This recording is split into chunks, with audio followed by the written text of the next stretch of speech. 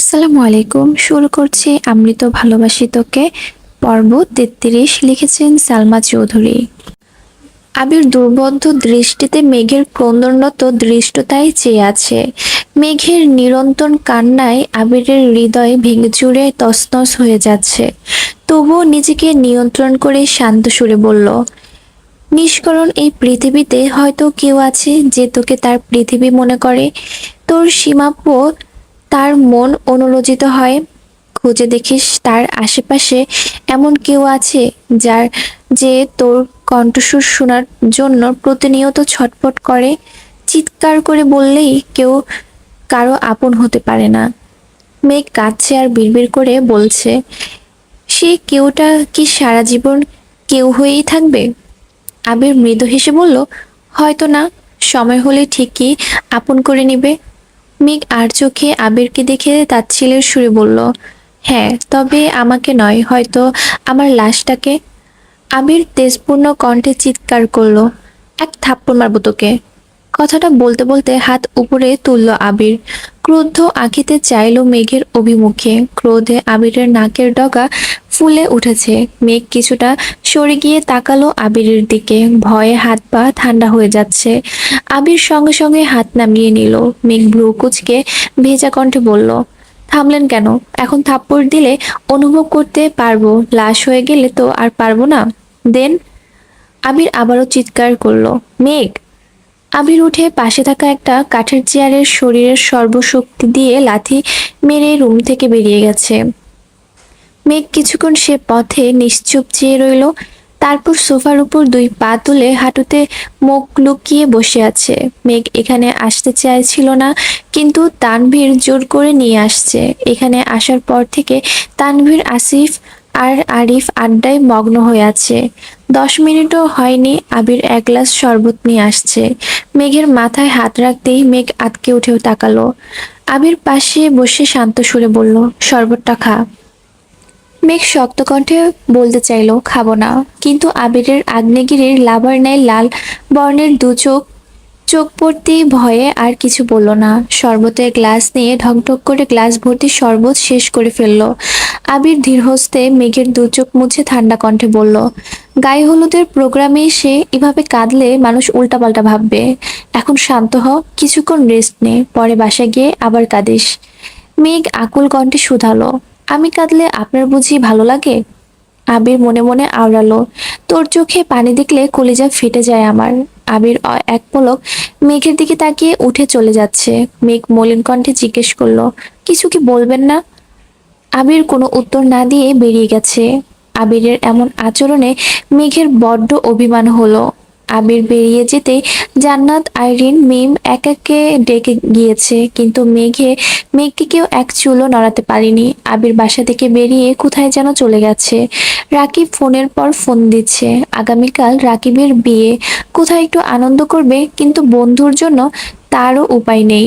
1 ঘন্টা পেরিয়ে যাচ্ছে, আবির ফোন ধরছে না, বাসায়ও ফিরছে না। রাকিব, আসিফ, তানভীর একের পর এক কল দিয়ে যাচ্ছে, কারো কলই রিসিভ করছে না। মেঘ চুপচাপ বসে বসে সবার কাণ্ড দেখছে। মনের ভিতরে ভয় হচ্ছে ঠিকই, কিন্তু সে কল দিবে না বলে জেদ ধরে বসে আছে। প্রায় 1.5 ঘন্টা পর আবির বৃষ্টিতে অর্ধেক ভিজে বাসায় আসছে। আবিরকে দেখে রাকিব হুংকার দিয়ে উঠল, কোথায় গিয়েছিলি তুই? তোর গেস্টদের সাথে দেখা করতে। ফোন ধরে বলা যাইতো না তোর যন্ত্রণায় কি বিয়েটাও করতে পারবো না?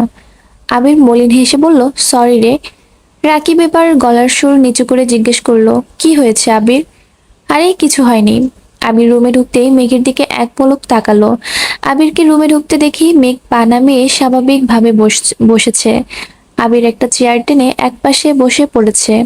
আইরিন তাড়াতাড়ি করে একটা টাওয়াল নিয়ে আসছে।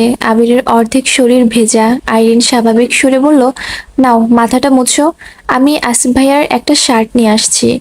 আবির গম্ভীর কণ্ঠে বলল, টাওয়াল শার্ট কিছুই লাগবে না আমার। আইরিন ভ্রুকুচকে ভারী কণ্ঠে বলল, এমনিতে ভিজে আসছো, আবার মাথাও মুছতেছো না, পরে কিন্তু সর্দি লেগে যাবে। আবির ভাবুক সুরে বলল, তারপর কি নিউমোনিয়া আক্রান্ত হয়ে মরে যাব? আইরিন কপট রাগ দেখিয়ে বলল, বাজে কথা বলো না তো, নাও মাথা মুছো। আবির ভারী কণ্ঠে বলল, মরে গেলে মাথা মুছে কি করব? নিয়ে যা তাওয়াল।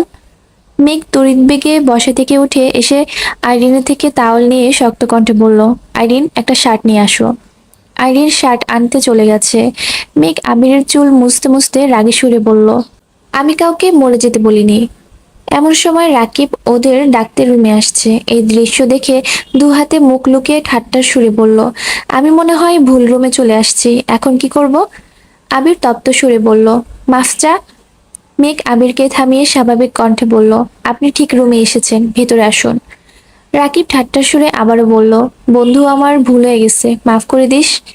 রাকিব বিড়বিড় করতে করতে রুমে আসলো।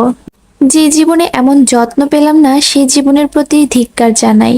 মেঘ তাওয়াল সরিয়ে আবারও সোফায় গিয়ে বসলো। এই রুমে কোনো মানুষজন নেই। গায়ে হলুদের মঞ্চ ভেতরের দিকে একটা বড় রুমে করা হয়েছে। আত্মীয় স্বজন এমনকি তানভীররাও মঞ্চের কাছে আড্ডা দিচ্ছে।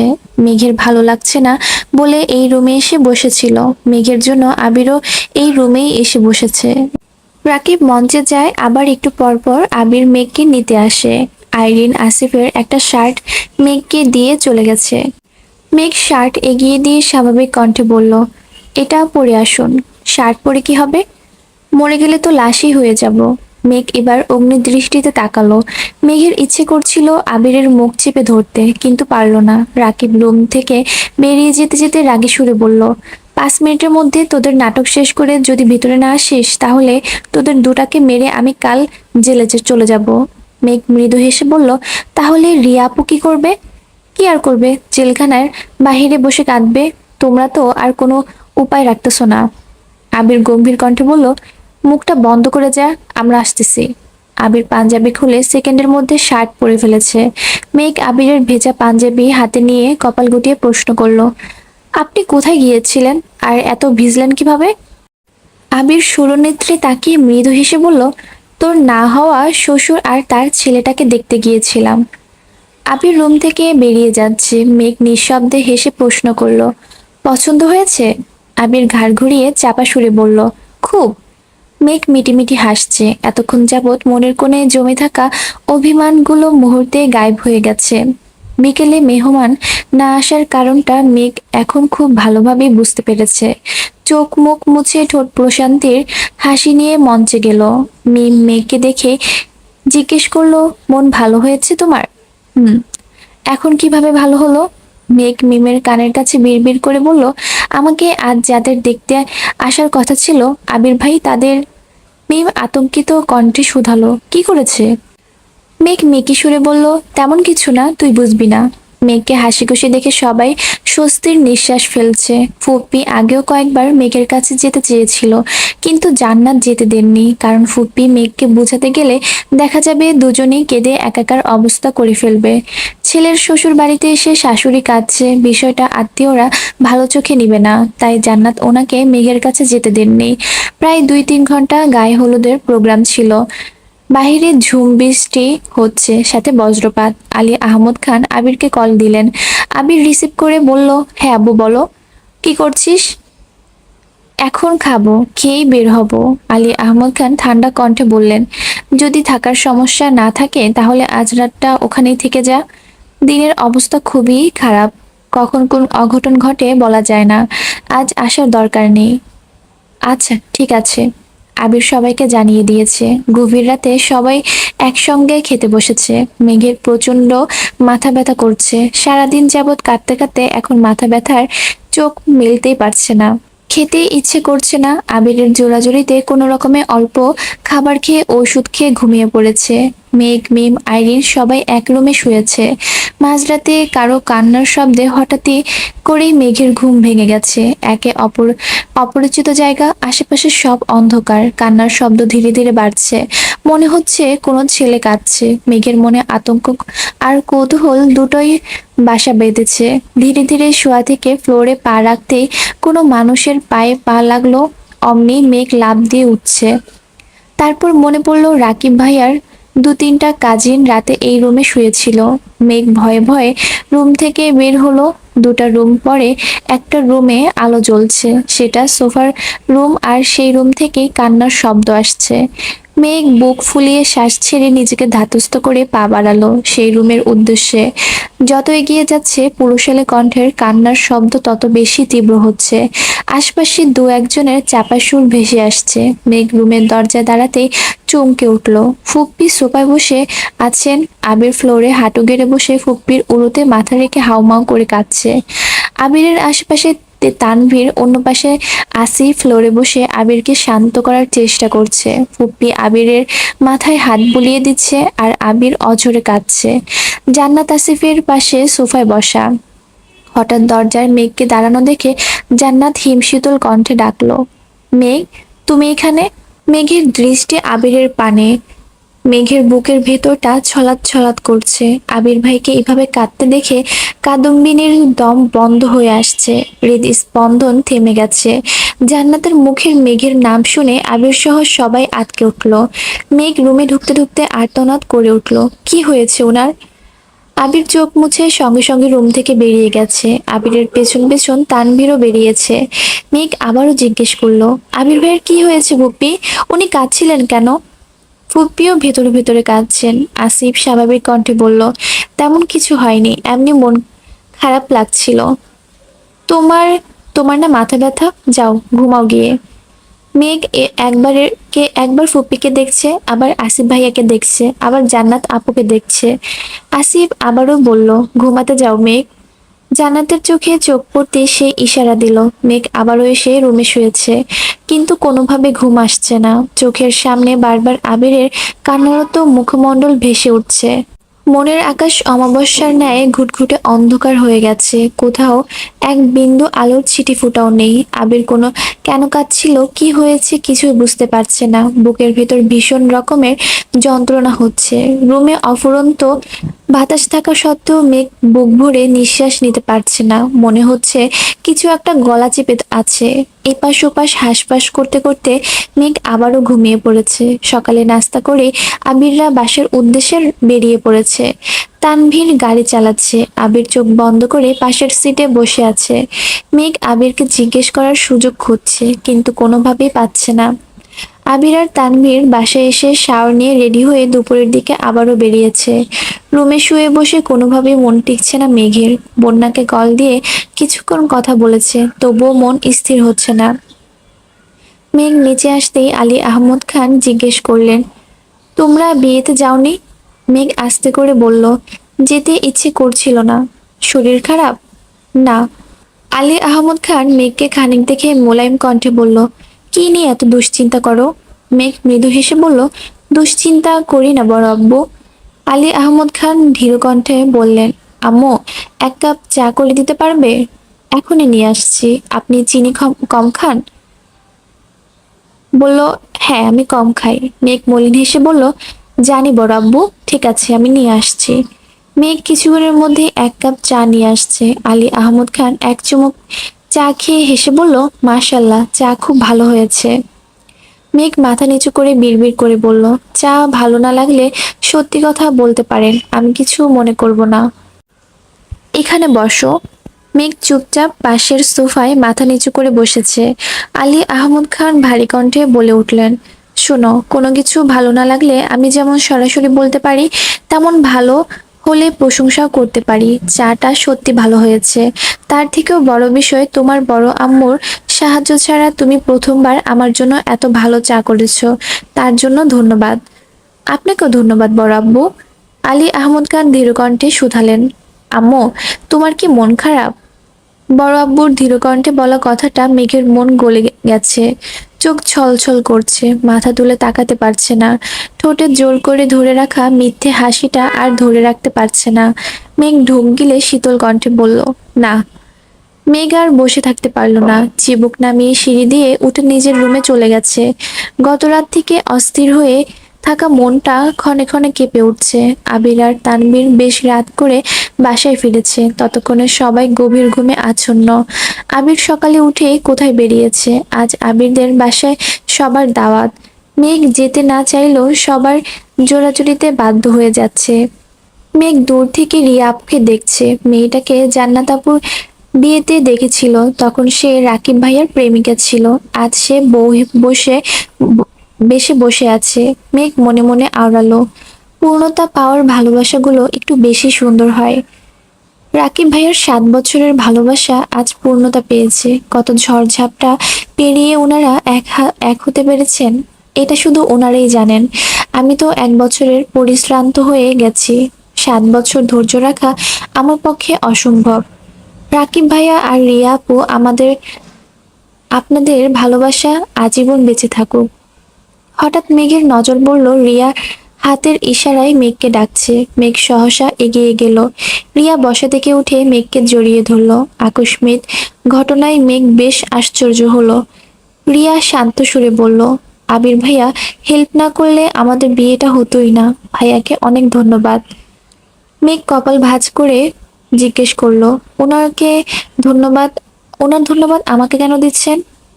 রিয়া মৃদু হেসে বলল, ওনাকে তো জড়িয়ে ধরতে পারবো না, তাই তোমাকে জড়িয়ে ধরলাম।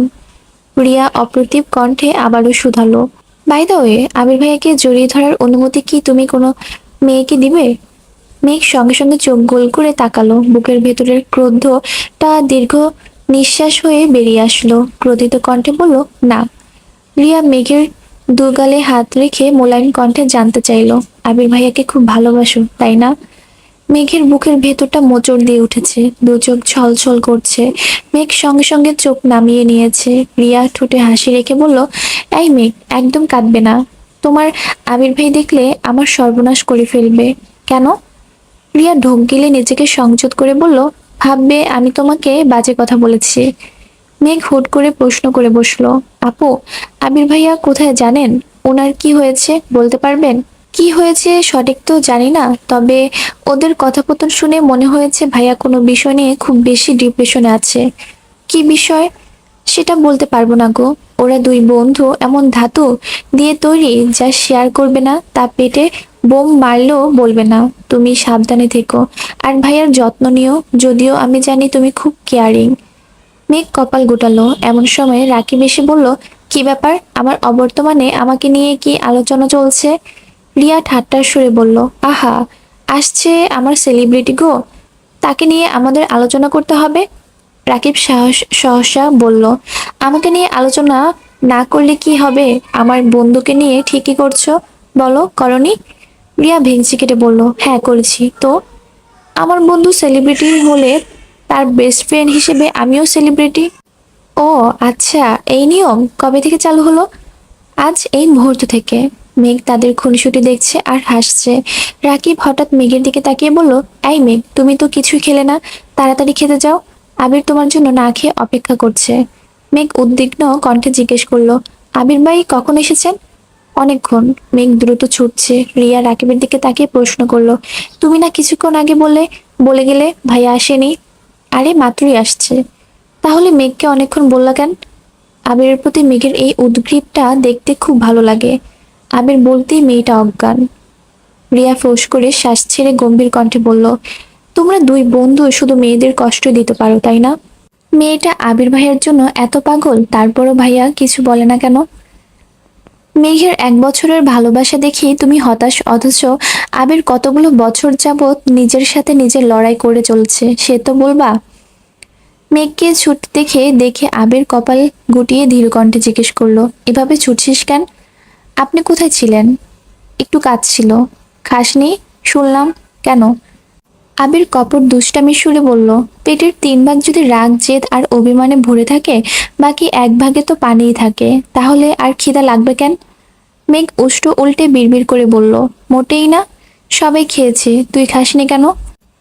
আপনি আসছিলেন না তাই। কল দিয়ে বলেছিলি একবার? মেঘ চোখ পিটপিট করে তাকালো, ধীর কণ্ঠে বলল, মনে ছিল না। আবির তপ্ত সুরে বলল, বাহ, খুব ভালো। ঈদের বেশ কিছুদিন কেটে গেছে, আবিরদের অফিস শুরু হয়ে গেছে, ভার্সিটিও খুলে গেছে, রাকিব আর রিয়া হানিমুনে গেছে, তাই আবিরের একা সবকিছু সামলাতে হচ্ছে। দুই অফিস সামলে রীতিমতো হিমশিম খাচ্ছে আবির। এক বিকেলে মেঘকে কল দিল আবির। মেঘ কল রিসিভ করতে আবির বলল, আমাকে দেওয়ার মতো একটুখানি সময় কি হবে আপনার? আবিরের আহ্লাদি কণ্ঠে বলা কথা শুনে মেঘ মুচকি হেসে বলল, কেন হবে না, আপনি চাইলেই হবে। তাহলে রেডি হয়ে বের হন। মেঘ রেডি হয়ে বের হতেই দেখলো একটা রিক্সা দাঁড়ানো। মেঘ আশেপাশে আবিরকে খুঁজছে, কিন্তু আবির কোথাও নেই। অনেকটা সামনে যেতেই দেখলো আবির একটা গাছের নিচে দাঁড়ানো। মেঘ ডাকতেই রিক্সায় উঠে বসলো। মেঘ আবিরের দিকে তাকিয়ে প্রশ্ন করলো, বড় আব্বু তো সেদিন আপনাকে বাইক চালানোর অনুমতি দিয়েছে, তাহলে আপনার বাইক কোথায়? অফিসে। রিক্সা দিয়ে কোথায় যাচ্ছি? দেখি কোথায় যেতে পারি। অনেকটা পথ গিয়ে দুজনে রিক্সা থেকে নামলো। কোলাহল শূন্য একটা রাস্তা। হঠাৎ দু একটা গাড়ি আপন গতিতে ছুটছে। আবির মেঘকে নিয়ে একটা কালো রঙের নতুন ঝকঝকে প্রাইভেট কারের কাছে গিয়ে থামলো। আবির মৃদু হেসে প্রশ্ন করলো, গাড়িটা কেমন? মেঘ নিরুদ্বেগ ভঙ্গিতে বলল, ভালোই। পছন্দ হয়নি? কার না কার গাড়ি, আমি পছন্দ করে কি করব? আবির উদাস ভঙ্গিতে বলল, গাড়িটা আজই কিনেছি, কেমন হয়েছে? মেঘের ভাবলিস জবাব, আপনার সাথে ফাজলামি মানায় না। আবির ভ্রু গুটিয়ে বলল, আমি ফাজলামি করতে যাব কেন? সত্যি সত্যি আমার গাড়ি, এই যে চাবি। মেঘ অবিশ্বাস্য দৃষ্টিতে আবিরের থেকে হাতা থেকে চাবিটার দিকে তাকিয়ে রইল। ঢোক গেলে উষ্ণ সুরে জানতে চাইল, আপনি গাড়ি কিনেছেন? জি ম্যাডাম। কিন্তু কেন? আবির ভারী কণ্ঠে বলল, গাড়ি পছন্দ হয়েছে কিনা সেটা বল। মেঘের গাড়ির দিকে মনোযোগ নেই, রাগী সুরে বলল, গাড়ি আমি দু চোখে সহ্য করতে পারি না। আবির মুচকি হাসলো। মেঘ উদ্বিগ্ন কণ্ঠে জিজ্ঞেস করলো, আপনার বাইক কোথায়? অফিসে। কেন? মেঘ কাঁদো কাঁদো মুখে আবারও শুধালো, আপনি গাড়ি কেন কিনলেন? আবির মৃদু হেসে বলল, মাঝে মাঝে নিজের অবস্থান বুঝাতে তীব্র অপছন্দের জিনিসকেও পছন্দের তালিকায় যুক্ত করতে হয়। মেঘ শীতল কণ্ঠে বলল, আপনি বাইক চালাবেন না নাকি গাড়ি? আবির মেকি সুরে বলল, আমি বাইক চালাবো আর তুই গাড়ি। মেঘ সশব্দে হেসে বলল, আমি গাড়ি চালালে আপনার গাড়ি আহত হবে, আর আমি নেই। আবির অগ্নি দৃষ্টিতে তাকাতেই মেঘ মুখ বন্ধ করে ফেলেছে। আবির স্বাভাবিক কণ্ঠে বলল, চল ঘুরে আসি। মেঘ আবিরের পাশে সিটে বসে আবিরের দিকে তাকিয়ে আছে। আবির বাইক কেনাতে বাইকে ওঠার জন্য মেঘ যতটা আগ্রহী ছিল, গাড়িতে ওঠার জন্য সেই আগ্রহের এক অংশও নেই।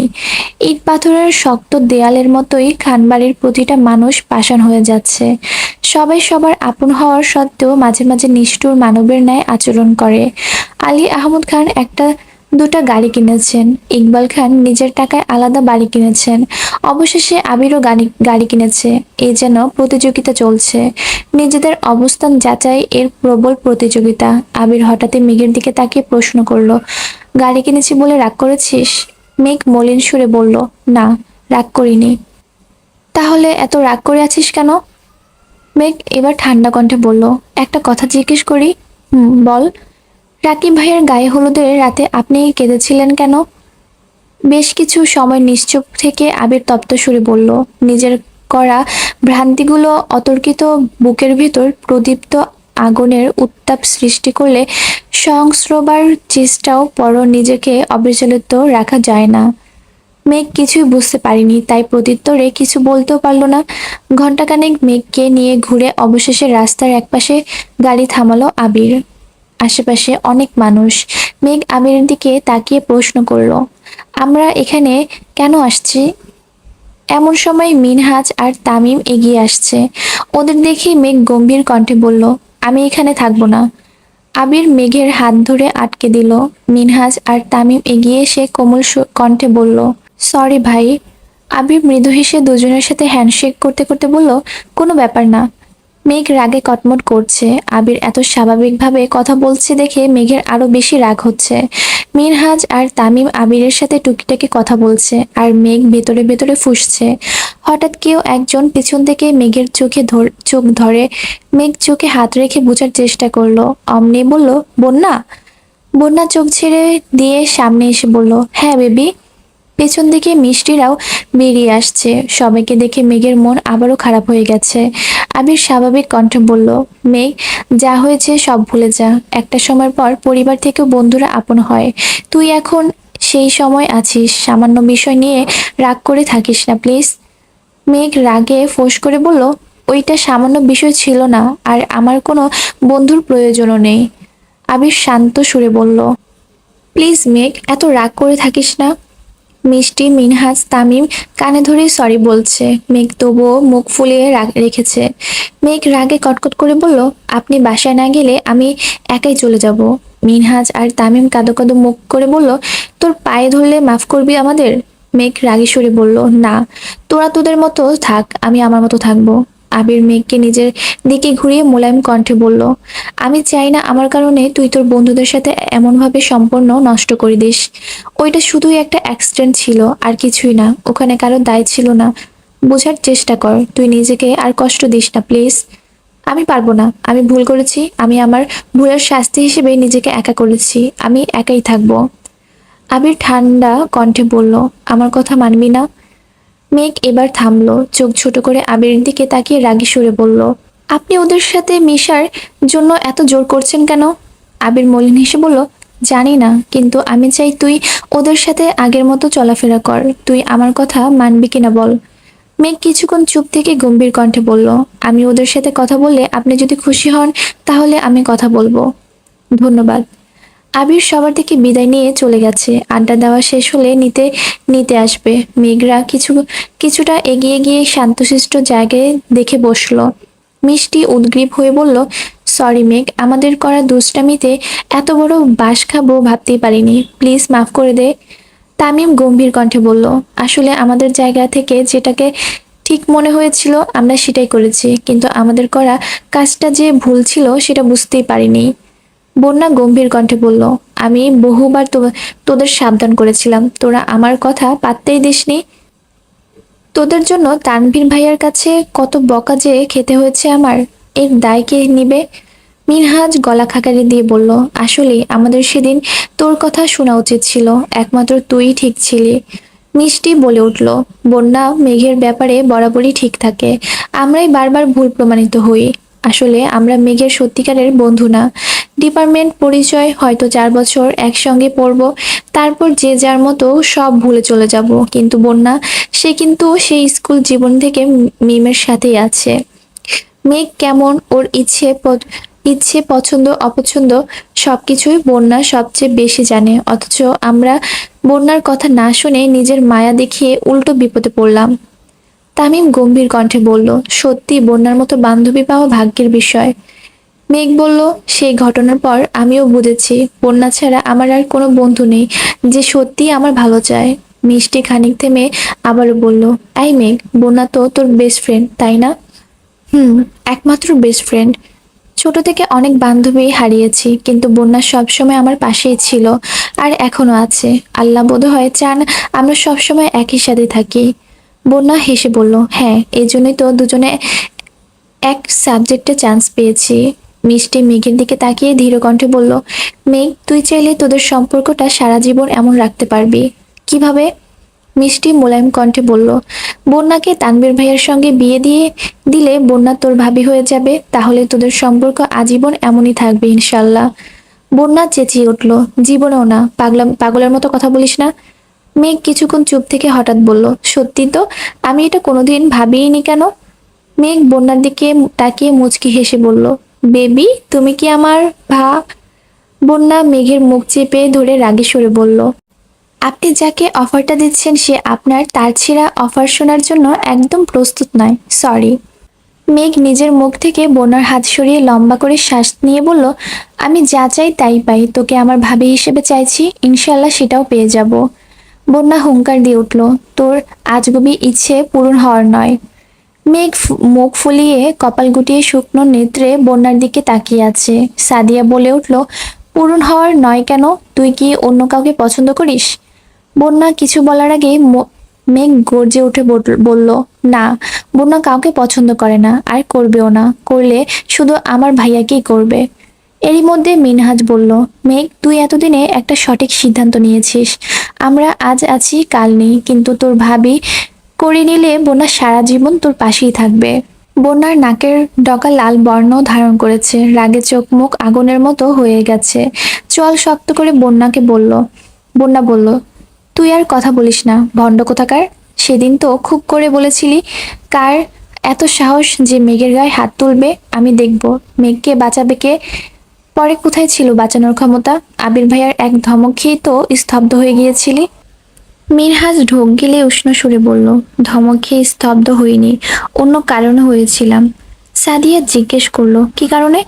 তোদের বলা যাবে না, কারণ তোরা ভয় পাবি। মিষ্টি গম্ভীর কণ্ঠে বলল, ভাব কম নিয়ে বল। মিনহাজ কপাল চুলকিয়ে বিড়বিড় করে বলল, সেদিন আবির ভাইয়ার কাছে কিছু একটা ছেলে ছিল, সেটা বুঝতে পেরেই আমি ভয়ে চুপ করে গিয়েছিলাম। মেঘ ভ্রুকুচকে তাকিয়ে আছে, দৃষ্টি তিক্ততা। বন্যাও মুখ বেঁকিয়ে চেয়ে আছে। সাদিয়া আর মিষ্টি বেশ কৌতূহলী। সাদিয়া কিছু নিচু সুরে জিজ্ঞেস করলো, কি ছিল? ভয় পাবি না তো? না, পাবো না, বল। মিনহাজ ঢোক গেলে ধীর কণ্ঠে বলল, রিভল। মেঘ সঙ্গে সঙ্গে গর্জে উঠল, চুপ কর মিনহাজ। আবির ভাইকে কি তোর গুন্ডা মনে হয়? আবার আবির ভাইয়ের নামে আর একটা বাজে কথা বললে আমি তোকে শেষ করে ফেলবো। মিনহাজ ভুরু কুটিয়ে ভাবলিস কণ্ঠে জবাব দিল, আমি জানি তোরা কেউ বিশ্বাস করবি না, তাই তোদের এতদিন কিছু বলিও নাই। তাছাড়া মেঘ শোন, আমি ভাইয়াকে গুন্ডা বলছি না, আমি শুধু বলছি ওনার কাছে এরকম কিছু একটা আছে।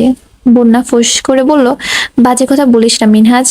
আবির ভাইয়াকে দেখেই তুই ভয় পেয়ে চুপসে গিয়েছিস, সেটা স্বীকার কর।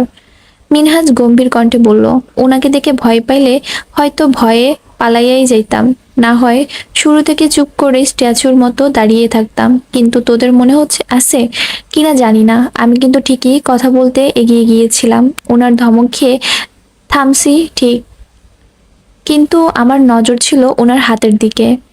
উনি বারবার পিছন থেকে কিছু একটা বের করতে চেয়েছিল, কিন্তু ওনার বন্ধু হাত চেপে ধরে বারবার বারণ করছিল।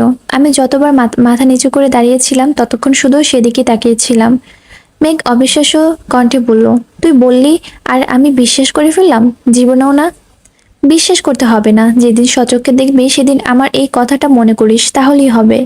অবশ্য তোর সামনে ওনার ওই রূপটা আসার সম্ভাব্য খুবই কম। সাদিয়া নম্রভাবে জিজ্ঞেস করলো, কেন? মিনহাজ ফের বলল, মেঘের সামনে আবির ভাইয়া খুব ফর্মাল, অথচ আড়ালে। মেঘ ভারী কণ্ঠে শুধালো, আবির ভাইয়ের কাছে যদি সত্যি কিছু থাকতো, উনি অ্যাক্সিডেন্ট করার পর কোথায় হাওয়া হয়ে গিয়েছিল? হাসপাতালে তো আমি সর্বক্ষণ ওনার সাথেই ছিলাম, দেখিনি তো। মিনহাজ সশব্দে হেসে বলল, ওনাকে হাসপাতালে যে এনেছিল এই কথাটা তাকে জিজ্ঞেস করিস।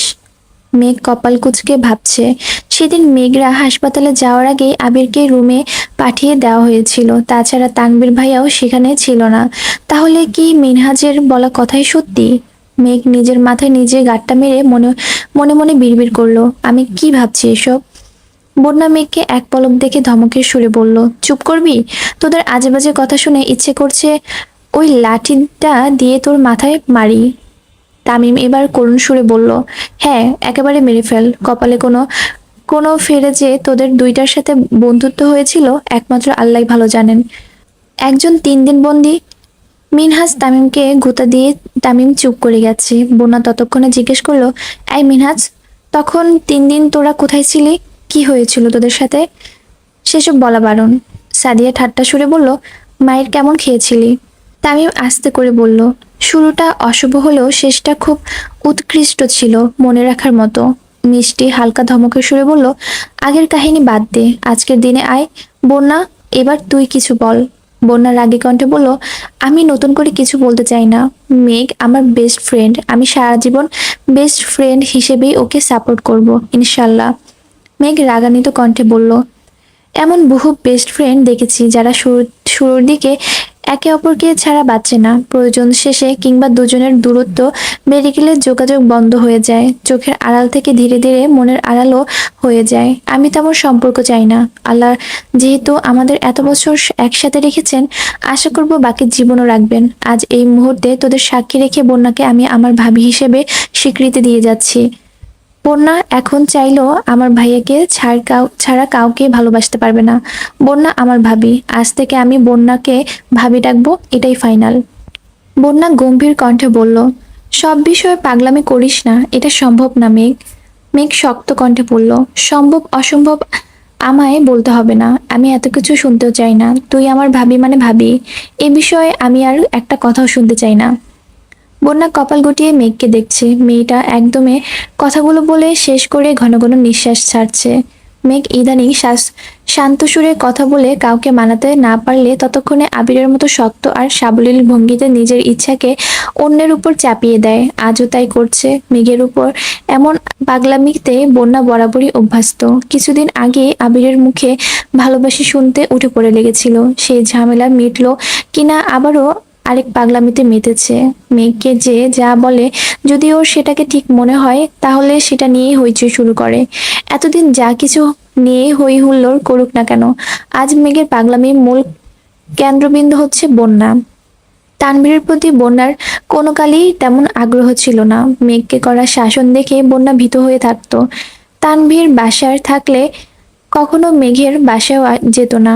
কথা বলা তো দূরের বিষয়, বছরখানেক যাবৎ ফোনে মাঝে মাঝেই কথা হয় তানভীর আর বন্যা, তবে সেখানেও থাকে বিশাল এক সীমাবদ্ধতা। প্রয়োজনে বাহিরের তানভীর দু একটা কথা জিজ্ঞেস করলেও বুক বুক কাঁপে বন্যার। বন্যা বরাবরই স্পষ্টভাবে একটা মেয়ে, কোনো কিছু ভালো না লাগলে মুখের উপর না বলতে দুবার ভাবে না, কিন্তু মেঘের সাথে যেভাবে সেভাবে কথা বলতে পারে না, কারণ মেঘ খুব অভিমানী। একবার মন খারাপ করে ফেললে এত সহজে ঠিক হয় না। আবিরের কথায় হয়তো মিনহাজদের সাথে কথা বলেছে ঠিকই, তবে পূর্বের মতো স্বাভাবিক বন্ধন আর কখনো হবে না। তবে মেঘের আজকের পাগলামি বন্যাও স্বাভাবিকভাবে নিতে পারছে না। বন্যা ভ্রুকুচকে তাকিয়ে আছে, মেঘকে কিভাবে থামাবে সেসব ভেবে বুক কাঁপছে বন্যার। অসহনীয় ব্যথা অনুভব হচ্ছে বুকে। মিনহাজ হুট করে বলে ফেলল, আজ থেকে সবাই মেঘ আর বন্যা দুজনকে ভাবি ডাকবি, বুঝলি? মেঘ, বন্যা, সাদিয়ারা সবাই একসঙ্গে শুধালো, কেন? মিনহাজ মুখ হাসি রেখে বলল, মেঘ আবির ভাইয়ের বউ, তার মানে আমাদের ভাবি, আর বন্যা তানভীর ভাইয়ের বউ। বন্যা ধমক দিয়ে বলল, মেঘকে ডাকতে ইচ্ছে হলে ডাক, আমায় কিছু ডাকতে আসবি না। তামিম লম্বা করে শ্বাস টেনে ফোঁস ছেড়ে উদাসী ভঙ্গিতে বলল, থাক ভাই, আমরা কোনো রিস্ক নিতে চাই না। আজ থেকে মেঘও ভাবি, তুইও ভাবি। মেঘ গম্ভীর কণ্ঠে বলল, আবির ভাইয়ের সাথে আমার বিয়ে হয় কিনা সন্দেহ। ভাবি ডেকে আমায় কেমন মনে আর আঘাত দিস না তোরা, প্লিজ। মিনহাজ মুখে হাসি রেখে বলল, আমরা এত কিছু জেনে কি করব? বাঁচতে হলে ভাবি ডাকা ছাড়া উপায় নেই। আর ভাবি প্লিজ আপনাদের মাফ করে দিবেন। আর বন্যা ভাবি প্লিজ আপনিও আমাদের মাফ করে দিবেন।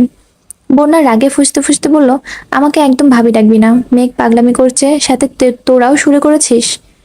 তামিম মৃদু সুরে বলল, মেঘের ভাবি অথবা অন্য কারো বউ যাই হোস না কেন, ঘুরে ফিরে আমাদের ভাবি হবে। তাই তোরা দুজনেই আমাদের ভাবি। মেঘ নিজের হাঁটুর উপর হাত রেখে মেকি সুরে বন্যাকে ডাকলো, ভাবি, ওই ভাবি। বন্যা অগ্নি দৃষ্টিতে মেঘের দিকে তাকাতেই মেঘ আতকে কিছুটা পিছিয়ে উল্টো উল্টে বিড়বিড় করে বলল, দেখো ভাবি, তুমি আমার সাথে এমন ব্যবহার করতে পারো না। আমি কিন্তু ভাইয়াকে বিচার দিব। আমি না তোমার একমাত্র ননদিনী। একটু সুশ্রীর মতো তাকাও, মিষ্টি করে হাসো, তবেই না মনে শান্তি লাগবে। বন্যার মুখটা মলিন হয়ে আছে, নাক মুখ দেখে বোঝা যাচ্ছে ভেতরে ভেতরে রাগ পুষছে। দাঁতে দাঁত চেপে ধরে মেঘের পাগলামিগুলো সহ্য করছিল, কিন্তু আর পারছে না। বন্যা রাগী সুরে বলতে শুরু করলো, মেঘ, তোর এই পাগলামি কোনো ভিত্তি নেই। তুই আমার বেস্ট ফ্রেন্ড, তোর সাথে আমার ভালো সম্পর্ক আছে, সেটা ভিন্ন কথা। সেখানে পরিবার টানা একদমই উচিত না। তোর ভাই যে রাগী, হঠাৎ প্রয়োজনে দু কথা বলতে আমার 10 বার ভাবতে হয়। সেখানে ওনার প্রতি অন্য কিছু আমি কখনোই ভাবতে পারি না। আমি তোর পাগলামি মানে ঠিকই বুঝতে পেরেছি, কিন্তু তোর এই ইচ্ছে পূরণ করার সাধ্য আমার নেই। মেঘ প্রশ্ন করলো, আমার ভাইকে অপছন্দ করার একমাত্র কারণটাই কি রাগ, নাকি অন্য কিছু? অন্য কিছু মানে? কিছু না। বন্যা ঢোক গিলে চুপচাপ বসে আছে। আরো 30 মিনিটের মতো চললো এই নীরব যুদ্ধ। মিনহাস, তামিম, মিষ্টি, সাদিয়াও বন্যাকে বোঝানোর চেষ্টা করেছে, কিন্তু বন্যা নিজেও জায়গায় অনড়। মেঘ কিছুক্ষণ জোর গলায় চেঁচামেচি করে হঠাৎই শান্ত হয়ে গেছে। প্রায় 15 মিনিট যাবৎ মেঘ নিশ্চুপ হয়ে বসে আছে। বন্যা বেশ কয়েকবার খেয়াল করেছে। মেঘের অভিমান বুঝেও বন্যা কিছু বলল না। মেঘ হঠাৎই ধীর সুরে বলল, প্লিজ তোরা এবার থাম। সরি বন্যা। বন্যার সাথে সাথে সবাই ভ্রু কুঁচকে মেঘের দিকে তাকালো। মেঘের চোখ মুখ ফ্যাকাশে হয়ে গেছে। বন্যা রাজি হয়নি বলে মেঘের মতো মন এত তাড়াতাড়ি খারাপ হয়ে যাবে এমন মেয়ে মেঘ নয়। মেঘের গাম্ভীর্যতা দেখে বন্যাই ভয় হচ্ছে। কোনো কথা কোন কথা থেকে কোন মানে বের করে গাল ফুলিয়েছে এটাও বোঝা দুষ্কর। বন্যা এবার আদরে ভঙ্গিতে বলল, কি হয়েছে বেবি? মেঘ বন্যার দিকে এক পলক তাকালো, তবে দৃষ্টিতে বিন্দুমাত্র উত্তাপ নেই। বন্যা মলিন মুখ করে আবারও বলল, বেবি তুমি কি রাগ করেছো? মেঘ জিভ দিয়ে ঠোঁট ভিজিয়ে অনুষ্ণ কণ্ঠে বলল, না, রাগ করিনি। মিনহাজ জিজ্ঞেস করলো, তো কি হয়েছে ভাবি? মেঘ মিনহাজের দিকে তাকিয়ে মলিন হাসলো। এভাবে বাহিরের কারো মুখে ভাবি শুনতে মেঘের বেশ ভালোই লাগছে। সহসা বন্যার দিকে এক নজর তাকিয়ে মিনমিন সুরে বলল, মানুষ নিরন্তর সুখের নীড় খুঁজে, কষ্ট আড়াল করে প্রতিনিয়ত স্বভাব সিদ্ধ হাসে। মেঘের বলা কাব্যিক কথার মানে কেউই বুঝলো না। তামিম ধীরকণ্ঠে জানতে চাইল, কি হয়েছে মেঘ? মেঘ কণ্ঠ খাদে নামিয়ে বলল, সরি বন্যা, আমার ওইরকম ভাবে জোর করা একদমই উচিত হয়নি। বন্যা তপ্ত সুরে বলল, কি হয়েছে তোর, প্লিজ বল। মেঘ ঢোক গিলে গলা খাকারি দিয়ে বলতে শুরু করলো, আমার পরিবার যেমন ছোট থেকে আমার ব্যাপারে খুব সিরিয়াস, তেমনি আমিও আমার পরিবারের ব্যাপারে সিরিয়াস। প্রতিটা মানুষের মতো আমার মনেও পরিবারের প্রতি সফট কর্নার আছে, যা হয়তো সারা জীবন থাকবে। আমার পরিবারের অভ্যন্তরীণ সমস্যার কথা আমি এত সহজে কাউকে বলি না, এমনকি বন্যাকেও না। আমার মন খারাপের সময়টা নিজেকে গুটিয়ে রাখি, তবুও বন্ধুদের ফ্যামিলি প্রবলেম শেয়ার করি না।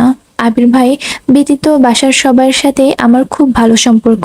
এমনকি যেই তানভীর ভাইয়া আমায় ছোট থেকে কড়া শাসনে রেখে আমাকে বড় করেছে, তাকে আমি খুব ভালোবাসি। শেষ কথাটা বলতেই মেঘের চোখ বেয়ে দুফোঁটা পানি গলে বেয়ে গড়িয়ে পড়ল। সাদিয়া জিজ্ঞেস করলো, তোর পরিবারের কি সমস্যা, কিছু হয়েছে? মেঘ চোখের পানি মুছে ভেজা কণ্ঠে আবারও বলতে শুরু করলো, একটা সময় পর্যন্ত ভাইয়ার প্রতি আমার ক্ষোভের অন্ত ছিল না, সবকিছু অসহ্য লাগতো। কিন্তু হঠাৎ সবকিছু কেমন যেন বদলে গেছে। একদিন আমি স্কুল থেকে ফিরে দেখি ভাইয়া ড্রয়িং রুমে ফ্লোরে বসে দুহাতে মাথা চেপে ধরে কাঁদছে। আম্মু আর বড় আম্মু ভাইয়াকে বোঝানোর চেষ্টা করছে, অন্যদিকে আব্বু আর বড় আব্বু যা তা বলে চিৎকার করছে। আমার ছোট্ট মস্তিষ্ক তখন কিছুই ঢুকছিল না। ভাইয়া তখন উচ্চ মাধ্যমিক পরীক্ষায় ছিল, কিছুদিন পর পরীক্ষা, অথচ ভাইয়ার অবস্থা নাজেহাল হয়ে পড়েছিল। আমি আম্মুকে অনেকবার জিজ্ঞেস করেও সঠিক তথ্য জানতে পারিনি। বড়রা আমার থেকে কিছু একটা লুকাতে প্রতিনিয়ত ব্যস্ত থাকতো, আমিও কৌতূহলী হয়ে জানতে চেষ্টা করতাম। তারপর মোটামুটি যা বুঝেছি, ভাইয়া কলেজে পড়াকালীন এক মেয়ের সাথে পরিচয় হয়েছিল। মূলত মেয়েটা নিজে থেকে ভাইয়ার সাথে বন্ধুত্ব করেছিল, তাও প্রায় 1 বছর ভাইয়ার পিছু পিছু ঘুরে। 1 বছর পর থেকে ভাইয়া মেয়েটার সাথে টুকিটাকি কথা বলা শুরু করে, যা এক পর্যায়ে সম্পর্কের দিকে এগোয়। ভাইয়ার টেস্ট পরীক্ষার আগে আগে মেয়েটা হঠাৎ ভাইয়াকে প্রপোজ করে বসে। যেহেতু মেয়েটার সাথে ভাইয়ার ভালো সম্পর্ক ছিল, তাই ভাইয়াও রাজি হয়ে গিয়েছিল। পরীক্ষার ব্যস্ততা প্রায় 1 মাস কেটে যায়। তারপর ভাইয়া এক ফ্রেন্ড ভাইয়াকে মেয়েটার ব্যাপারে কিছু তথ্য দেয়। ভাইয়া প্রথমে একদমই বিশ্বাস করেনি, কিন্তু পরবর্তী খোঁজ নিয়ে জানতে পারে ভাইয়ার বন্ধুর বলা প্রতিটা কথাই সত্যি ছিল। তারপর থেকে ভাইয়া অবস্থা খুব খারাপ হয়ে গিয়েছিল। একের পর এক অসুস্থতা লেগেছিল। প্রায় 6 মাস ভাইয়া দুনিয়ার কোনোই খবর বলতে পারেনি। ইয়ার লস গেছে। তারপর ধীরে ধীরে কিছুটা সুস্থ হয়েছে। পড়াশোনায় রেগুলার হওয়ার পর থেকে আব্বুর সাথে ভাইয়ার সম্পর্ক বিশাল ফাটল ধরেছে। বড় আব্বু তেমন কথা বলতো না। শরীর সুস্থ হলেও ভাইয়ার মন তখনও অসুস্থই ছিল। তারপর থেকে আবির ভাই আর ভাইয়ার সম্পর্ক গভীর হতে শুরু করলো। ভাইয়ার সব আবদারের মধ্যে হয়ে ওঠে আবির ভাই। ভাইয়ার মনের অবস্থা ঠিক রাখতে আবির ভাই ভাইয়াকে সব বিষয় সাপোর্ট করতে শুরু করে। ভাইয়ার হুট করে সিদ্ধান্ত নেয় যে সে রাজনীতি করবে। আম্মুদের বলেছে, কিন্তু আম্মুরা কেউ রাজি না, আব্বুরা তো আরো রাজি না। শুনেছিলাম আবির ভাইয়াও রাজি ছিল না, কিন্তু ভাইয়ার খুশির জন্য বাধ্য হয়ে ভাইয়াকে সাপোর্ট করেছে। আর এখন পর্যন্ত প্রতিনিয়ত করেই যাচ্ছে। এসব ঘটনা দেখতে দেখতে তানভীর ভাইয়ার প্রতি আমার চিন্তাধারা বদলাতে শুরু করে, সেই সাথে আবির ভাইয়ার প্রতিও। আমার ভাইয়ের যখন মানসিক সাপোর্ট দরকার ছিল, তখন আবির ভাই সেই সাপোর্টটাই দিয়েছিল। তাই আমিও ধীরে ধীরে আবির ভাইয়ের প্রতি মনের ভিতর পুষে রাখা আক্রোশ ভুলতে শুরু করি, কিন্তু কখনো আবির ভাইয়ের সাথে কথা বলার চেষ্টা করিনি। বন্যা ভ্রুকুচকে তাকিয়ে আছে। সাদিয়া প্রশ্ন করলো, মেয়েটা কি করেছিল? আমি বিস্তারিত জানি না, তবে শুনেছি মেয়েটা তার গ্রামের স্কুলে পড়াশোনা করাকালীন স্থানীয় এক ছেলের সাথে সম্পর্কে জড়িয়েছিল, যা মোটামুটি 4 বছরের। তারপর এখানে এসে ভর্তি হয়। তখন ভাইয়াকে দেখেছে মোটামুটি পরিচিত, আর ছেলে একাকার এলাকায় স্থানীয়, তাছাড়া তখন ভাইয়া দেখতে শুনতে অনেক কিউট ছিল। সব মিলিয়ে ওই মেয়ে ভাইয়াকে পছন্দ করে ফেলে। আগের প্রেমিক এসব জানার পর তাদের মধ্যে কি ঝামেলা হয়, এরপর মেয়েটা জেদ করে ভাইয়ার সাথে সম্পর্ক জড়ায়। ওই ছিল কম ছিল না, যখন নিজে মেয়ের সাথে পারছিল না তখন মেয়ের বাড়িতে জানিয়ে দেয়। মেয়েকে নিয়ে ঝামেলা শুরু হয়। সেই ঝামেলার আমার ভাই ফেঁসে গিয়েছিল। কথা নেই বার্তা নেই, মেয়ের বাবা একদিন আমাদের বাসায় এসে যা তা বলেছে, যা আব্বু আর বড় আব্বু সহ্য করতে পারেনি। সেই থেকে আমাদের বাসায় মূল ঝামেলা শুরু হয়েছিল। মিষ্টি চাপা সুরে বলল, তোর ভাই এখন ঠিক আছে তো? মেঘ মৃদু হেসে বলল, এখন ভাইয়া একদম ঠিক আছে। জানি না ভাইয়ার মনের কি অবস্থা, কখনো এই বিষয়ে বিস্তারিত জানতে চাইনি আমি। ভাইয়া সুস্থ হওয়ার পর থেকে আম্মুরা বা আব্বু আমাদের সাথে কখনো খারাপ ব্যবহার করেনি। সেই ঘটনার পর থেকে ভাইয়ার মুখে কোনো মেয়ের কথা ভুলেও শুনিনি, কখনো কারোর সাথে তেমন কথা বলতেও দেখিনি। মেঘ একটু থেমে আবারও বলল, সরি বন্যা, তোর সাথে খুব ভালো সম্পর্কের জন্য আমি তোকে ভাবি হিসেবে চেয়েছি, আর কিছুই না। আমি চাই না আমার পাগলামির জন্য তুই আমার ভাইকে ভুল বুঝিস। ভাইয়া যেহেতু আমার, আর তুইও আমার বেস্ট ফ্রেন্ড, তাই আমি কাউকে কষ্ট দিতে পারবো না। আমি চাই আমার ভাইয়ের জীবনে এমন কেউ আসুক যে আমার ভাইয়ের অতীত জেনে তাকে ভালোবাসবে, মিথ্যে মায়ায় নয়, বরং সত্যিকারের ভালোবাসায় বন্ধনে জড়াবে, যেখানে কোনো মিথ্যের দেয়াল থাকবে না, নিজেকে বিশ্বস্ত প্রমাণ করার চেষ্টা থাকবে না। আমার ভাই ছন্ন ছাড়া, নির্লিপ্ত কিংবা রাগে সবকিছু জেনে শুনে যে আমার ভাইকে ভালোবাসবে, আমি সারা জীবন তাকে আগলে রাখবো। হঠাৎ পিছন থেকে তানভীর ডাকলো, বোনো, বাসে যাবি না? মেঘ চোখ মুছে ঘাড় ঘুরিয়ে স্বাভাবিক কণ্ঠে বলল, আসছি। মেঘ বসা থেকে উঠতে উঠতে শীতল কণ্ঠে বলল, সরি বন্যা, প্লিজ কিছু মনে করিস না। বন্যা কিছু বলার আগেই মেঘ চলে গেছে। বন্যা তাকাতেই তানভীরের চোখে চোখ পড়ল। তানভীর বন্যাকে উদ্দেশ্য করে বলল, সন্ধ্যা হয়ে যাচ্ছে, বাসে যাও। বন্যার সঙ্গে সঙ্গে চোখ নামিয়ে নিয়েছে। মিনহাজ বলে উঠল, আপনারা যান, আমি এখনই রিক্সা ঠিক করে দিচ্ছি। তানভীর এক পলক ওদের দেখলো। মেঘ ততক্ষণে তানভীরের কাছাকাছি চলে আসছে। মেঘের চোখ এখনো ছলছল করছে। পশ্চিমা আকাশে হেলে পড়া সূর্যের রক্তিম আলোতে মেঘের অশ্রুসিক্ত চোখ চিকচিক করছে। তানভীর তপ্ত সুরে জিজ্ঞেস করলো, কাঁদছিস কেন? মেঘ অবিলম্বে চোখ মুছে ভেজা কণ্ঠে বলল, চলো যাই। তানভীর আবারও প্রশ্ন করলো, এতক্ষণ যাবৎ এখানেই বসে আছিস, খাসনি কিছু? মেঘের তড়িৎ জবাব, না। মেঘের হঠাৎ মাথায় আসছে আবির ভাই নতুন গাড়ি কিনেছে। মিনহাজরা যেহেতু তাকে আবির ভাইয়ের বউ ভাবে, তাই ভাবি হিসেবে মেঘের ওদেরকে ট্রিট দেওয়া উচিত। মেঘ থমকে দাঁড়িয়ে উত্তেজিত কণ্ঠে বলল, আমি আগামীকাল তোদের ট্রিট দেব, চলে আসিস। তারপর তানভীরের সাথে চলে গেছে। মেঘের মুখে হাসি আছে, তবে চোখের পাপড়িগুলো এখনো ভেজা। আবির ড্রাইভিং সিটে বসেছিল। মেঘের শুকনো মুখ আর ভেজা চোখ দেখে কপাল গুটালো। তানভীরের দিকে তাকিয়ে ইশারায় জানতে চাইলো, কিন্তু তানভীরও জানে না। আবির শীতল কণ্ঠে প্রশ্ন করলো, কেউ কিছু বলেছে? মেঘ ফিক করে হেসে উল্টো প্রশ্ন করলো, আমাকে কেউ কিছু বলার সাহস আছে? আবির আর তানভীর দুজনে নিঃশব্দে হেসে গাড়ি স্টার্ট দিল। টুকটাক খাওয়া দাওয়া করে বাসায় মানুষদের জন্য খাবার নিয়ে বাসায় ফিরতে ফিরতে সন্ধ্যা হয়ে গেছে। আলী আহমদ খান আর মোজাম্মেল খান নামাজের জন্য কেবলই বাসা থেকে বের হচ্ছিল। নতুন গাড়ি থেকে আবিরদের নামতে দেখে ওখানেই থমকে দাঁড়ালো। মেঘ, আবির, তানভীর তিনজনই গাড়ি থেকে নেমেছে। মোজাম্মেল খান মেঘকে প্রশ্ন করলো, কোথাও গিয়েছিলে তুমি? বন্ধুদের সাথে দেখা করতে, তারপর ভাইয়ারা নিয়ে আসছে। আলী আহমদ খান আবিরকে উদ্দেশ্য করে জিজ্ঞেস করলেন, গাড়ি কি তুমি কিনেছো নাকি অন্য কারোর? আমি কিনেছি।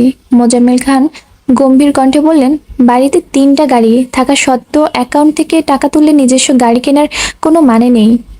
আবির মাথা নিচু করে দাঁতের দাঁত চেপে ধরে নিজের রাগ সংযত করার চেষ্টা করলো। ছোট করে শ্বাস ছেড়ে মাথা তুলে নিরেট কণ্ঠে বলল, চেক করে দেখুন, অ্যাকাউন্ট থেকে যে টাকাটা তুলেছিলাম সেটা রেখে দিয়েছি, আর আমি আমার টাকা দিয়ে গাড়িটি কিনেছি। আলী আহমদ খান গম্ভীর কণ্ঠে বললেন, আবির, তোমাকে অ্যাকাউন্টের টাকা রাখতে একবারও বলা হয়নি। তোমার অ্যাকাউন্ট, তুমি যখন খুশি টাকা তুলবে। আমি সেদিন শুধু জানতে চেয়েছিলাম। আবির মৃদু হেসে বলল, সেদিন কারণ জানতে চেয়েছেন, আজ বলেছেন আপনাদের জমানো টাকা দিয়ে গাড়ি কিনেছি। দুদিন পর আমি অন্য কিছু করলে দেখা যাবে সেখানেও আপনাদের জমানো টাকার কথাটাই উঠবে। তার থেকে ভালো আপনাদের টাকা জমা রেখে দিলাম।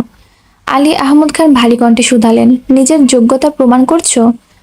আবির মলিন হেসে বলল, হয়তো। মোজাম্মেল খান কিছু বলতে চেয়েও থেমে গেলেন, পাশ কাটিয়ে নামাজের জন্য চলে গেছেন। আবির তানবীর নিজেদের রুমে চলে গেছে। মেঘ আম্মু, বড় আম্মু, কাকিয়া, মিম আদিকে ডেকে এনে আবিরের গাড়ি দেখাচ্ছে। বিকেলবেলা গাড়িটা দেখে মেঘের সত্যি খুব রাগ হচ্ছিল, তবে এখন আর সেই রাগটা নেই। ঈদের দিনের মতো এত সুন্দর একটা দিনও যেখানে আব্বু আর বড় আব্বুর টাকার হিসাব চাইতে পারে, সেখানে আবির ভাইয়ের গাড়ি কিনে নিজের অবস্থান প্রমাণ করাটা দোষের কিছু না। আবিরের জন্য এখন অন্যরকম ভালো লাগা কাজ করছে। মেঘ রুমে এসে চোখ বন্ধ করলো, অমনি আবিরের কণ্ঠস্বর মেঘের কানে বেজেছে। আবিরের গায়ের গন্ধ অনুভব করে আচমকা চোখ মেলল মেঘ। মস্তিষ্ক সর্বক্ষণ এক আবিরের ভাইয়ের তোলপাল চালাচ্ছে। শয়নের স্মরণে শুধু আবির ভাইকেই সত্তাকে উপলব্ধি করে। বন্যা আর মেঘ ক্লাসে ঢুকতে পেছন দিক থেকে মিনহাজ আর তামিম চেঁচিয়ে উঠল, হাই ভাবিরা। আশেপাশে কয়েকজন জিজ্ঞেস করলো, ভাবিরা আবার কে? তামিম গম্ভীর কণ্ঠে বিড়বিড় করে বলল, রমণী তোমার হলে প্রেমিকা আর অন্যের হলে ভাবি, বুঝেছো? প্রেমিকা হওয়ার বদলে ভাবি হওয়ার ফিলিংসটাই জোস। আশেপাশে ছেলেগুলো হাসতে হাসতে গড়িয়ে পড়ছে। মেঘ আর বন্যার রাগে কটমট করে তাকাতে ছেলেগুলো হাসি থামিয়ে দিয়েছে। ক্লাস শেষ করে বের হতে বন্যা বলল, জানিস আপুর সরকারি জব হয়েছে। সত্যি? হ্যাঁ, তোকে রাতে কল দিয়েছিলাম, কিন্তু তুই রাগে কলই ধরিসনি। মেঘ মৃদু হেসে বলল, না, রাগ করিনি, আসলে আমারই ভুল। বন্যা কপট রাগ দেখিয়ে বলল, হয়েছে, এখন আর মন খারাপ করে বসে থাকতে হবে না। আমি তোকে না বুঝলে আর কে বুঝবে শুনি? মিনহাজরাও বেরিয়ে আসছে, মিষ্টি হেসে বলল, মেঘ, কাল তুই চলে যাওয়ার পর আমরা সবগুলো মিলে তোর পক্ষ থেকে আরো 30 মিনিট লেকচার দিয়েছি। তুই আর মন খারাপ করিস না। এখন বল, কে ট্রিট দিবি? বন্যা আর মেঘ দুজনে একসঙ্গে বলল, আমি। মেঘ বলছে সে দিবে, বন্যা বলছে বন্যা দিবে। হঠাৎ মিনহাজ আর তামিম বলে উঠল, ভাবি, আমরা কিন্তু দুজনের ট্রিটই খেতে পারবো, তবুও আপনারা নিজেদের মধ্যে মনোমালিন্য করবেন না প্লিজ। মেঘ আর বন্যা ওদের সবাইকে ট্রিট দিয়েছে, কিন্তু আবির তানবীরকে বলা হয়নি। বন্যা বারবার বলেছে ওনারা আমাকে অনেকবার ট্রিট দিয়েছে, আমরাও ট্রিট দেওয়া উচিত। মেঘ কিছুই বলছে না, কারণ গতকালের বলা কথাগুলো এখনো ভুলতে পারিনি মেঘ। এই অবস্থায় বন্যা আর তানবীরের একসাথে দেখলে মেঘের আবারও ভাবি ডাকার স্বাদ লাগবে। বন্যা খানিক থেমে জিজ্ঞেস করলো, মেঘ, তোর কি মন খারাপ? মেঘ মলিন হেসে বলল, কই না তো। এমন সময় আবির কল দিয়েছে। মেঘ কল রিসিভ করে খুব ধীরে সুস্থে ফিসফিস করে কথা বলছে। মিষ্টি সবার উদ্দেশ্যে বিড়বিড় করে বলল, মন খারাপ হওয়ার আগে যদি প্রিয় মানুষের কল চলে আসে, তখন মন খারাপ হওয়ার সুযোগই থাকে না। বন্যার সময় আছে, ভেবে দেখ। আবির ভাইয়ার যেমন মেঘের কেয়ার করে, তানবীর ভাইয়াও কিন্তু তেমন কেয়ারই করবে। যতই হোক, দুজনের গায়ের রক্ত তো এক। বন্যা কপাল গুটিয়ে তাকালো, আর কিছুই বলল না। মেঘ খাওয়া দাওয়া করে বাসায় চলে আসছে। গতকাল ইকবাল খান বাসায় ছিল না, আজ বিকেলে ফিরেছেন। আবিরের গাড়ি দেখে উনি রীতিমতো আশ্চর্য হয়েছেন। সেই থেকে আবিরের বাড়ি ফেরার অপেক্ষা করছেন। আবির বাসায় ফেরার 20 মিনিট পর ইকবাল খান আবিরের রুমে গেলেন। কাকামণিকে দেখে আবির শোয়া থেকে উঠে বসলো। ইকবাল খান ঠান্ডা কণ্ঠে জিজ্ঞেস করলেন, ফ্রি আছিস? হ্যাঁ, কেন? ছাদে চল, কথা আছে। কি হয়েছে কাকামণি? চল আগে। আবিরকে নিয়ে ছাদে চলে আসছেন। ছাদের মাঝ বরাবর বসে ইকবাল খান ধীর কণ্ঠে জানতে চাইলেন, তুই যা করছিস তা কি বুঝে শুনে করছিস? আবির কপাল গুটিয়ে শুধালো, মানে? তোকে গাড়ি কেনার জন্য নিষেধ করছিলাম, আমি বারবার বলেছি আমার গাড়িটায় তোর, তারপরও তুই গাড়ি কিনলি কেন? আমার কারো কথা শুনতে ভালো লাগে না। তুই যে ধ্বংসলীল মেতেছিস, এর ফলাফল খুব ভয়ানক হবে। আবির নিশ্চুপ, মাথা নিচু করে বসে আছে। ইকবাল খান ধীর কণ্ঠে প্রশ্ন করলেন, তুই কি জেনে বুঝে মেঘকে ভালোবেসেছিস? ইকবাল খানের দিকে আশ্চর্য নয়নে তাকিয়ে আছে আবির। কাকামণি মেঘের কথা কিভাবে জানতে পারলো? আবির আনমনে বলল, যখন ভালোবেসেছি তখন বাসার সিচুয়েশন জানা বা বুঝার বয়স আমার ছিল না। ইকবাল খান মেকি সুরে বললেন, এখন তো বুঝতেছিস, ছেড়ে দিতে পারবি? আবির গর্জে উঠে বলল, না, আমি ওকে ছাড়া বাঁচবো না। আমি তো দিব্যি বেঁচে আছি, আর ভালো আছি। আবির নীল কণ্ঠে বলল, আমি তোমার মতো শক্ত খোলস নিজেকে আবদ্ধ করে সারা জীবন কাটাতে পারবো না কাকামণি। বাসার পরিস্থিতি বোঝার পর থেকে এখন পর্যন্ত নিজের অনুভূতিগুলো বন্দি রেখে রাখতে রাখতে আর পারছি না। তবুও মনের কোণে ক্ষীণ আলো জ্বলছে, মনে হচ্ছে হয়তো সবকিছু ঠিক হতে পারে। যদি ঠিক না হয় তখন? আবির মৃদু হেসে বলল, যা কিছু হতে পারে। ইকবাল খান শান্ত সুরে বললেন, তোদের অপ্রকাশিত আবেগগুলো দেখে মাঝে মধ্যে আমারই ভয় হয়। মেয়েটার মুখের দিকে তাকানো যায় না। আমার হাতে ক্ষমতা থাকলে আমি ধুমধাম করে তোদের বিয়ে দিয়ে দিতাম। আবির মুচকি হেসে বলল, কখনো প্রয়োজন হলে পাশে থেকো প্লিজ। ইকবাল খান শক্ত কণ্ঠে বললেন, ইনশাল্লাহ, আমি সবসময় তোর পাশে আছি। আর পাশে আছি বলেই তোকে গাড়ি কিনতে নিষেধ করেছিলাম। টাকা খরচ করতে বারবার নিষেধ করি, কখন কোন পরিস্থিতির সামনে আসে বলা যায় না। সমস্যা নেই, তুমি চিন্তা করো না। আবির আর ইকবাল খান বেশ কিছুক্ষণ ছাদে কথা বলল। আবির হঠাৎ প্রশ্ন করলো, আচ্ছা কাকামণি, আমি মেঘকে পছন্দ করি এটা তুমি কিভাবে জানো? ইকবাল খান শান্ত সুরে বললেন, আমি আরো 6 মাস আগে থেকেই তোদের খেয়াল করেছি। প্রথম প্রথম এতটা বুঝতে না পারলেও ধীরে ধীরে বুঝতে পেরেছি। শোন, বাসায় একটু সাবধানে থাকিস। আচ্ছা। আবির নিজের রুমে চলে গেছে। দেখতে দেখতে আরো 15 দিন কেটে গেছে। এর মধ্যে বন্যা একদিন, মিম, মেঘ, আদি, তানভীর, আবির সবাইকে ট্রিট দিয়েছে। আজ ভোরবেলা ঘুম থেকে উঠে না খেয়ে তানভীর বেরিয়ে গেছে। আবিরও তাড়াহুড়া করে নাস্তা করে বেরিয়েছে। আবির আজ আব্বুর অফিসে যায়নি, সরাসরি নিজের অফিসে চলে আসছে। দুপুরের দিকে আবির ল্যাপটপের কাজ শেষ করে চেয়ারে হেলান দিয়ে সবেমাত্র চোখ বন্ধ করেছে। এমন সময় কাকিয়ার নাম্বার থেকে কল আসছে। আবির কপাল গুটিয়ে তাকালো। সচরাচর কাকিয়া আবিরকে কল দেয় না বললেই চলে। আবির কলকে রিসিভ করে ধীর কণ্ঠে বলল, হ্যাঁ কাকিয়া বলো। ভাইয়া, আমি মিম। মিমের গলা কাঁপছে, ফিসফিস করে কথা বলছে। আবির ভারী কণ্ঠে জিজ্ঞেস করলো, কি হয়েছে, বাসায় কোনো সমস্যা? মিম কাঁপা কাঁপা কণ্ঠে বলল, আপুকে দেখতে আসা মানুষগুলো আগেরবার আপনার বাসায় আসতে দেননি, এটা চাচু বুঝে গেছেন, তাই আপনাদের না জানিয়ে আজ আরেকটা ফ্যামিলিকে বাসায় আসতে বলেছেন। কিছুক্ষণের মধ্যেই তারা চলে আসবে। প্লিজ ভাইয়া, প্লিজ আপনি কিছু করুন প্লিজ।